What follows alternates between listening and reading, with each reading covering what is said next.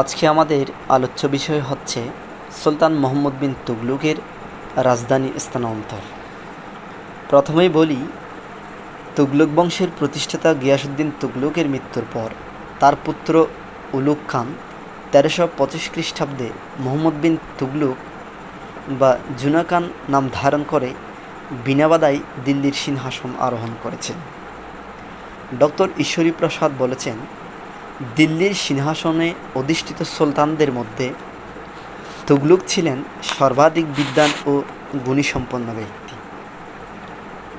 মুহাম্মদ বিন তুগলক সমসাময়িককালের একজন সাহসী, উদ্যমী ও মেধাবী শাসক ছিলেন। দিল্লির সিংহাসনে বসেই তিনি কিছু উচ্চবিলাসী পরিকল্পনার উদ্যোগ গ্রহণ করেছিলেন, কিন্তু দুর্ভাগ্যবশত তার এই পরিকল্পনাগুলি ব্যর্থে পরিণত হয়েছিল। জিয়াউদ্দিন বারানি তার তারিখ-ই ফিরোজ শাহী গ্রন্থে সুলতান মুহাম্মদ বিন তুগলকের 5টি উচ্চবিলাসী পরিকল্পনার কথা উল্লেখ করেছেন। তার মধ্যে দিল্লি থেকে দেবগিরিতে রাজধানী স্থানান্তর ছিল অন্যতম। তুগলক ক্ষমতায় বসে সাম্রাজ্যের মধ্যবর্তী স্থানে দেবগিরিকে দৌলতাবাদ নাম দিয়ে সেখানে তিনি রাজধানী স্থানান্তর করার উদ্যোগ গ্রহণ করেছিলেন। প্রথম কারণ ছিল, দেবগিরি ছিল সাম্রাজ্যের অধিকতর মধ্যবর্তী স্থানে অবস্থিত এবং এখান থেকে বিদ্রোহপ্রবণ দাক্ষিণাত্যের কার্যগুলি সহজে মনিটরিং করা সুলতানের পক্ষে সম্ভব ছিল। দ্বিতীয় কারণ ছিল, বিশাল সাম্রাজ্যের দিল্লিতে বসে শাসন করা সুলতানের পক্ষে অসম্ভব ছিল। একটি নতুন শাসন কার্য অপরিহার্য হয়ে পড়েছিল। 3 নম্বর কারণ ছিল, মুঘল আক্রমণ নিরাপদ থাকার জন্য তিনি দিল্লি থেকে 700 মাইল দূরে দেবগিরিতে রাজধানী স্থানান্তর করার উদ্যোগ গ্রহণ করেছিলেন। 4 নম্বর কারণ যদি বলি, দাক্ষিণাত্যের হিন্দু এলাকায় ইসলামী সংস্কৃতি প্রবর্তন এবং হিন্দু মুসলমানদের মধ্যে একটি সম্প্রীতি গড়ে তোলা। 5 নম্বর কারণ, ইবনে বতুতা বলেছিলেন যে দিল্লির জনগণ সুলতানকে একটি অপমানকর পত্র দিয়েছিলেন। পরবর্তীতে এই উদ্যোগ গ্রহণের পরে তার সিদ্ধান্ত বাস্তবায়নের যে পদক্ষেপ হয়েছিল তা হচ্ছে, দেবগিরির নাম পরিবর্তন করে দৌলতাবাদ রেখে নতুন নগর ও প্রাসাদের নির্মিত হলো। দিল্লি থেকে দেবগিরি 700 মাইল দীর্ঘ সড়কে তিনি বৃক্ষরোপণ, কূপ খনন, সরাইখানা, ডাক ব্যবস্থার প্রবর্তন, পান্থনিবাস, খাদ্য, পানীয় ও চিকিৎসার ব্যবস্থা করেছিলেন।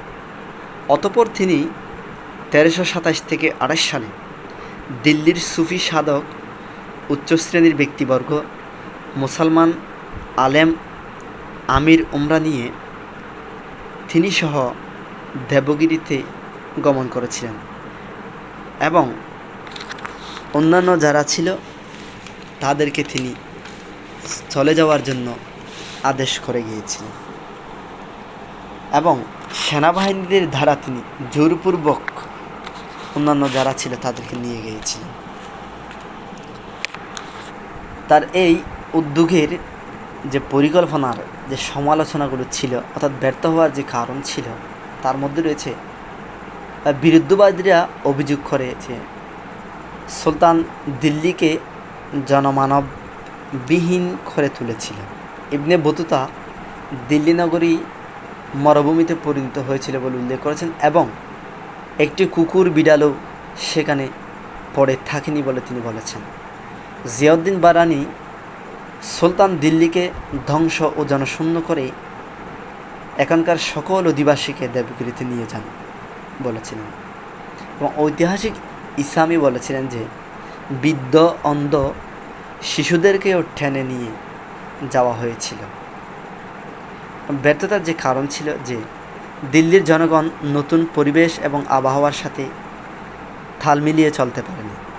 দ্বিতীয়ত, দিল্লির মুসলমান হিন্দু অধ্যুষিত এলাকায় বসবাস করতে সন্তুষ্ট ছিল না। তৃতীয়ত, মুঘল আক্রমণের আশঙ্কায় উত্তর ভারতে সুলতানের উপস্থিতি প্রয়োজন ছিল।